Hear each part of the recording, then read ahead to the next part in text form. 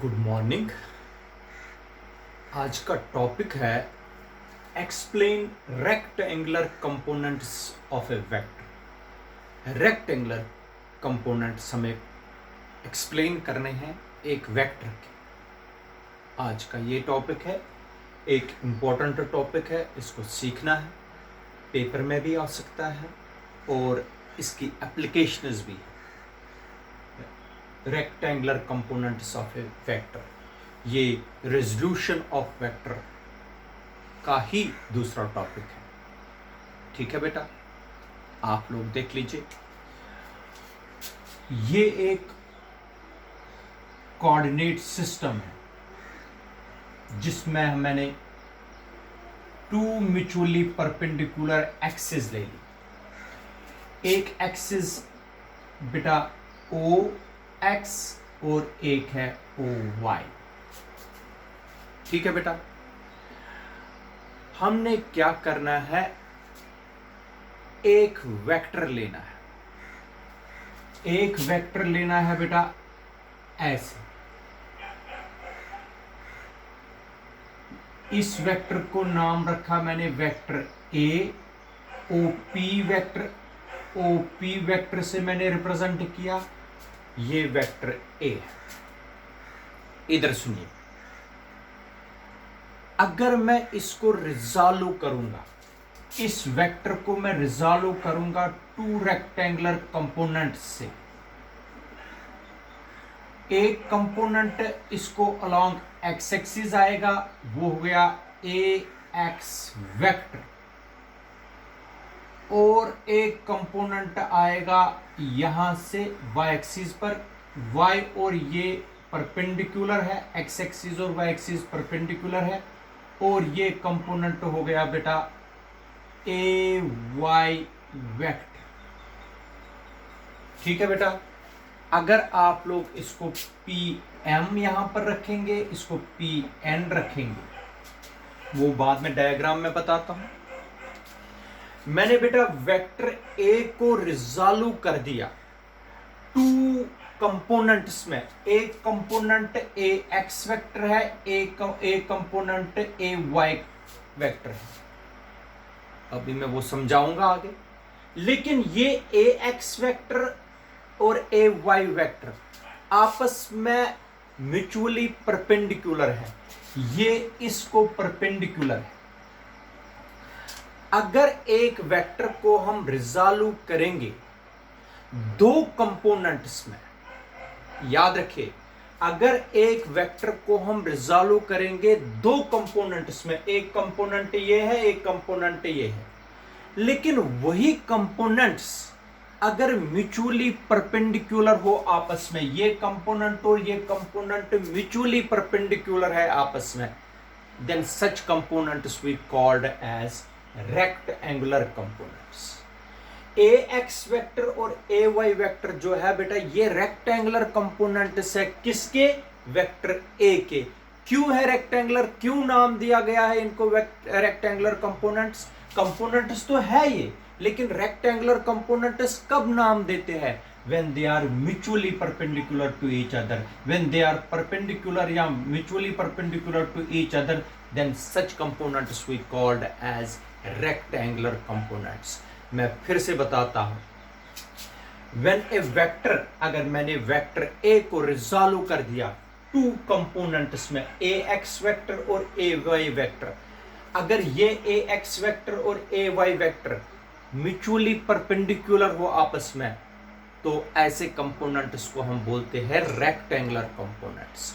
ए x vector और A Y vector है rectangular components, लेकिन किसके, वेक्टर ए के। क्लियर कर दीजिए बेटा। इसलिए डेफिनेशन एक बार फिर से मैं बताता हूं, फिर मैथमेटिकली हम करेंगे। When A vector is resolve into two components and the two components are mutually perpendicular to each other, then such components are called rectangular components of a given vector। a x vector और a y vector है rectangular components of a given vector। Clear है बेटा? अब इन्हीं rectangular components कैसे आएंगे, किस तरीके से आएंगे, सब मैं आप लोगों को बताता हूं। मैंने क्या किया बेटा, इस फिगर की तरफ देख लीजिए। मैंने कोऑर्डिनेट सिस्टम लिया, एक्स वाई प्लेन लिया, इसको एक्स वाई प्लेन बोलते हैं। इस प्लेन में मैंने एक पॉइंट लिया P, वहां तक मैंने एक वेक्टर ड्रा किया जिसको पोजीशन वेक्टर भी बोलते हैं, वेक्टर A। वेक्टर A अगर आप लोग देखोगे, इस वेक्टर A की शैडो को बोलते हैं यहां पर प्रोजेक्शन। क्या बोलते हैं बेटा, प्रोजेक्शन। इस वेक्टर A की शैडो या प्रोजेक्शन कहां पर पड़ेगी बेटा, N तक पड़ेगी, ऐसे along x axis. Ax vector को हम ये भी बोल सकते हैं, it is the projection of vector A। Projection का मतलब shadow of vector A along x axis. Ay vector क्या है बेटा, it is the projection of vector A along y axis. Projection कुछ भी नहीं, एक किस्म की शैडो है। जरा आप लोग मुझे बता दीजिए, वेक्टर A की projection of vector A along x axis यहां तक है, projection of vector A along y axis यहां तक है। प्रोजेक्शन का मतलब शैडो। अगर वेक्टर A की शैडो पड़ेगी x एक्सिस पर, यहां तक पड़ेगी। अगर वेक्टर A की शैडो पड़ेगी y एक्सिस पर, यहां तक पड़ेगी बेटा। ठीक है बेटा, क्लियर है। तो मान लीजिए this vector A makes an angle of theta with x axis. Clear है बेटा, यहां तक ठीक है। Pn और Pm परपेंडिकुलर डिस्टेंसेस है। अगर ये ay है, ay, ये भी ay है, यहां तक ay है बेटा, यहां तक भी ay है। ठीक है बेटा, ये भी ay वेक्टर है, पैरेलल और इक्वल है। क्लियर है, शाबाश बेटा। अब आप लोग देख लीजिए, मैं आपको बताता हूं। अगर आप लोग इधर सुनिए बेटा, ये x एक्सिस और y एक्सिस यहां पर भी मैंने बनाई, यहां से मैंने i कैप रखा और यहां से यूनिट वेक्टर j कैप रखा। इसका मतलब हो गया x एक्सिस पर कौन सा यूनिट वेक्टर चल रहा है, i कैप। y एक्सिस पर कौन सा यूनिट वेक्टर चल रहा है, j कैप। इसका मतलब ax वेक्टर की डायरेक्शन कौन देता है, i कैप। ay वेक्टर की डायरेक्शन कौन देता है, j कैप। मैंने समझाया हुआ है, ax वेक्टर का मैग्नीट्यूड आप सबको पता है। ax वेक्टर को हम लिख सकते हैं, ax हो गया मैग्नीट्यूड मल्टीप्लाई डायरेक्शन कौन देता है, i कैप। ठीक है, इसका मतलब ax तो मैग्नीट्यूड है, ax मैग्नीट्यूड है o से n तक। इसी तरह यहां तक ay तो मैग्नीट्यूड है, ये हो गया मैग्नीट्यूड ऑफ ay वेक्टर, और ये होती है डायरेक्शन। इसका मतलब हो गया ay वेक्टर। अगर मुझे लिखना पड़ेगा, ay वेक्टर में दो चीजें होती है, मैग्नीट्यूड और डायरेक्शन। मैग्नीट्यूड बेटा ay है, डायरेक्शन हो गया j कैप।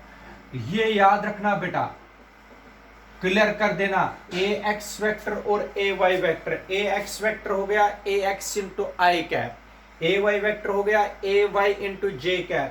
ax मैग्नीट्यूड है ax वेक्टर का, ay मैग्नीट्यूड है ay वेक्टर का। i कैप देता है direction of ax vector, j cap देता है direction of ay vector.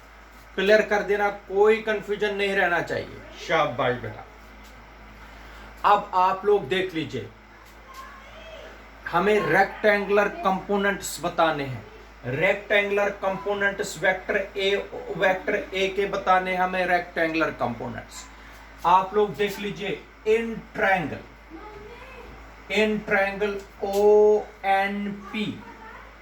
ONP में रेक्टेंगुलर कंपोनेंट्स देख लीजिए, using triangle law of vector addition, इस इस ट्रायंगल, इस बेटा ट्रायंगल में लगा दीजिए वेक्टर लॉ ऑफ एडिशन। किस ट्रायंगल में? ओ एन पी में। आप सबको पता है ओ पी, ओ से एन, एन से पी हो गया, O P vector is equal to O N vector plus N P vector. शाबाश बेटा, O N vector plus N P vector. अब ओपी वेक्टर क्या है? ओपी वेक्टर है vector A. Vector A is equal to, ये है A x vector, A x vector plus ये क्या है बेटा? एनपी हो गया ए वाई वेक्टर। इसका मतलब हो गया जो, this is equation number first बेटा, ए एक्स वेक्टर और ए वाई वेक्टर बन गए रेक्टेंगुलर कंपोनेंट्स ऑफ वेक्टर ए। इस वेक्टर ए के ये रेक्टेंगुलर कंपोनेंट्स है, मगर ए एक्स वेक्टर किसके बराबर है? A x into i cap. A x vector के, ए वेक्टर के बजाय क्या लिखेंगे बेटा? ए x into i cap plus A Y into j cap. बेटा this is equation number second, where I cap and j cap are gives the direction of ax vector and ay vector along x axis and y axis respectively। याद रखना, क्योंकि मैंने आप लोगों को समझाया vector ax में मैग्नीट्यूड भी होता है, डायरेक्शन भी होती है। मैग्नीट्यूड ये है, डायरेक्शन देता है आई कैप, इसका मैग्नीट्यूड इतना है और डायरेक्शन जे कैप। वही लिखा मैंने, और कोई भी चीज मैंने नहीं लिखी। ये जो ए एक्स और ए वाई है, ये मैग्नीट्यूड है वेक्टर ए एक्स और वेक्टर ए वाई का मैग्नीट्यूड है। अब बेटा अगर हमें टू डिटरमाइन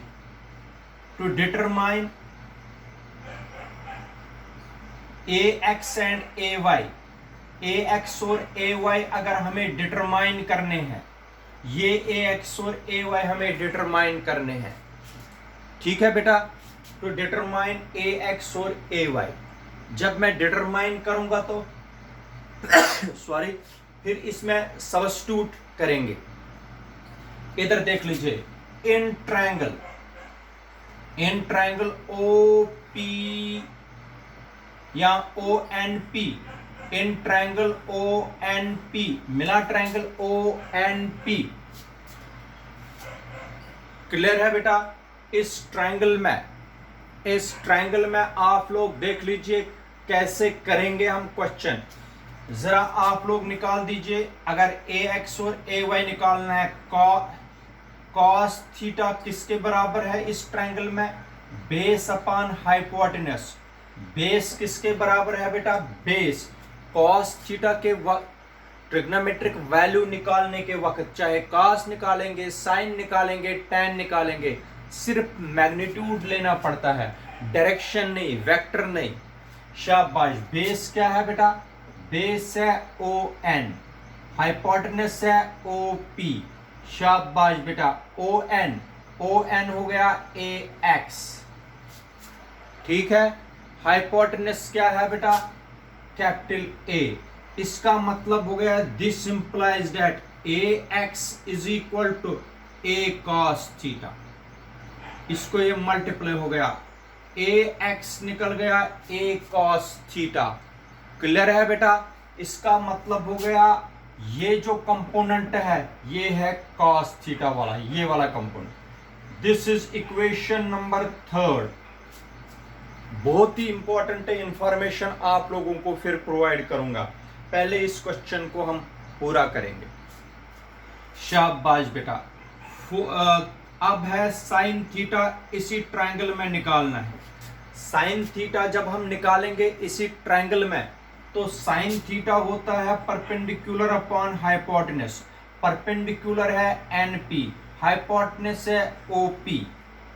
एनपी का मतलब हो गया बेटा ए वाई, और हाइपोटेनस का मतलब हो गया ए को क्रॉस मल्टीप्लाई कर दीजिए साइन के साथ, हो गया A y is equal to A sine theta.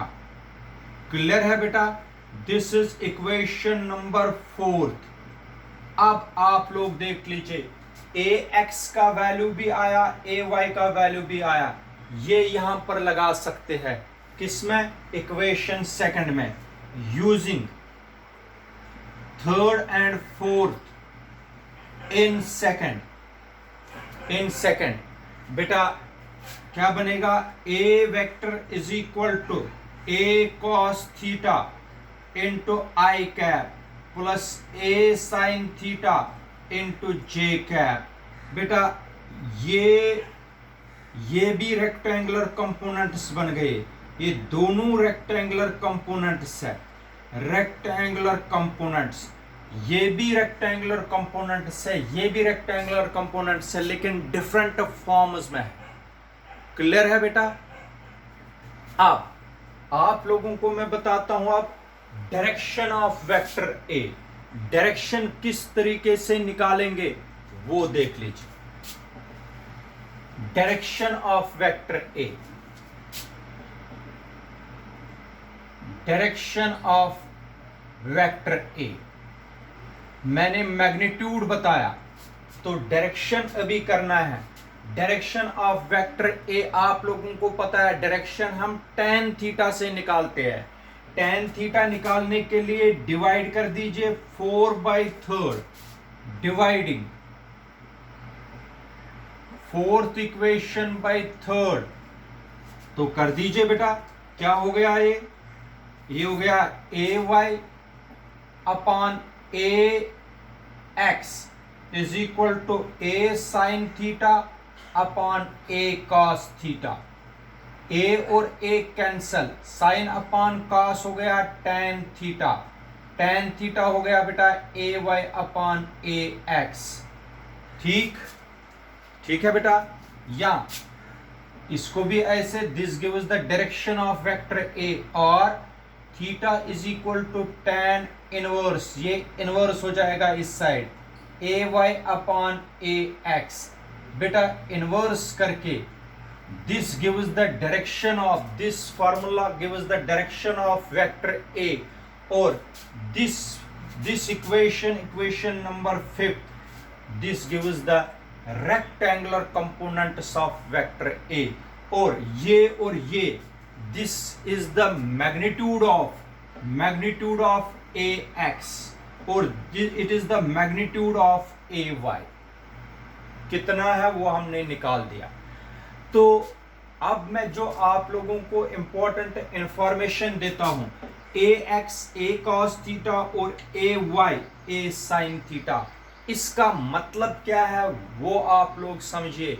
Rectangular components कैसे पता लगेगा आप लोगों को वो समझना है। ये आप लोगों को मैथमेटिकल कैलकुलेशन मैंने करा दी। ये हो गया वेक्टर ए की डायरेक्शन देता है ये रिलेशन, और ये है इसके रेक्टेंगुलर कंपोनेंट्स। अब पहचानने कैसे है रेक्टेंगुलर कंपोनेंट्स वो देख लीजिए। इधर सुनो बेटा, अगर कोई वेक्टर, ये देख लीजिए मैं आप लोगों को समझाता हूं। अगर ये वेक्टर ए है, ठीक है बेटा, अगर ये वेक्टर ए है, इधर सुनो, यहां इस इक्वेशन में ये है वेक्टर एफ, ठीक है बेटा। एक और इक्वेशन ऐसे बनाएंगे, इधर सुनो, ठीक है बेटा। ये है वेक्टर बी, इधर सुनो, एक कंपोनेंट मैंने बताया, एक कंपोनेंट होता है कॉस वाला, एक होता है साइन वाला। एक component rectangular component cos component होता है, एक साइन कंपोनेंट होता है। आप लोगों ने देखा भी, एक साइन कंपोनेंट निकल गया, एक कॉस कंपोनेंट निकल गया। अब कैसे पता चलेगा? अगर ये वेक्टर ए है, ये याद रखना बेटा, ये याद रखना है आपको, जिसके साथ ये वेक्टर ए, जिस एक्सिस के साथ ये वेक्टर ए थीटा बनाएगा, जैसे यहां बनाया था एक्स एक्सिस के साथ थीटा, जिस एक्सिस के साथ एंगल थीटा बनाएगा वो कंपोनेंट होता है कॉस कंपोनेंट। इसका मतलब हो गया ये है ए कॉस थीटा, और ये कौन सा बन गया, जिसके साथ थीटा ना हो, ये याद रखना, जिसके साथ एंगल बना रहा हो तो वो कंपोनेंट कॉस, जिसके साथ एंगल नहीं बना रहा हो वो कंपोनेंट साइन। ए कॉस थीटा और ए साइन थीटा बन गए इसके rectangular components. Rectangular components of vector ए के क्या है, ए कॉस थीटा और एक है ए साइन थीटा। हाँ बेशक यहां से आई कैप है और यहां से जे कैप है, यूनिट वेक्टर जो इसकी डायरेक्शन देता है अलोंग एक्स एक्सिस और अलोंग वाई एक्सिस।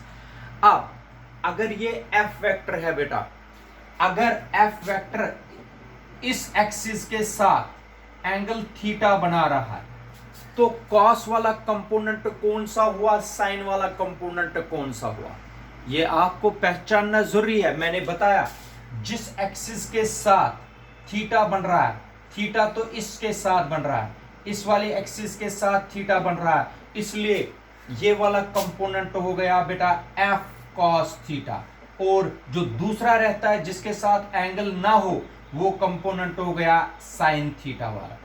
ठीक है बेटा। अब देखो फिर से बता रहा हूं, इसके साथ एंगल थीटा है बी वेक्टर का, तो ये वाला कंपोनेंट कौन सा हो गया बेटा, ये हो गया बी कॉस थीटा वाला कंपोनेंट, और ये कौन सा हो गया, बी साइन थीटा वाला कंपोनेंट। तो आप लोगों ने सीखा अब इसमें भी और इसमें भी जिसके साथ थीटा हो वो वाला कंपोनेंट, वो कौन सा कंपोनेंट होता है, कॉस वाला कंपोनेंट, और जिसके साथ थीटा ना हो वो साइन कंपोनेंट होता है। और ये वाला कंपोनेंट रेक्टेंगुलर कंपोनेंट्स कहलाते हैं वेक्टर ए के। एफ वेक्टर के रेक्टेंगुलर कंपोनेंट्स फिर से जिसके साथ थीटा है वो कॉस कंपोनेंट है, जिसके साथ थीटा नहीं है वो साइन कंपोनेंट है। चाहे आप लोग इसमें देख लीजिए, इसमें देख लीजिए, इसमें देख लीजिए, जिसके साथ थीटा है वो कॉस कंपोनेंट, जिसके साथ थीटा ना हो वो साइन कंपोनेंट। इसी को बोलते हैं rectangular components of A vector. Rectangular components A x I cap और ए वाई जे कैप भी है वेक्टर ए के। इसके रेक्टेंगुलर कंपोनेंट्स ए कॉस थीटा और ए साइन थीटा भी होते हैं। अब कॉस वाला कंपोनेंट कौन सा होता है, साइन वाला कंपोनेंट कैसे पहचानोगे, कैसे आइडेंटिफाई करोगे, वो मैंने आपको समझा दिया। ठीक है बेटा। इस क्वेश्चन को बोलते हैं rectangular components of A vector.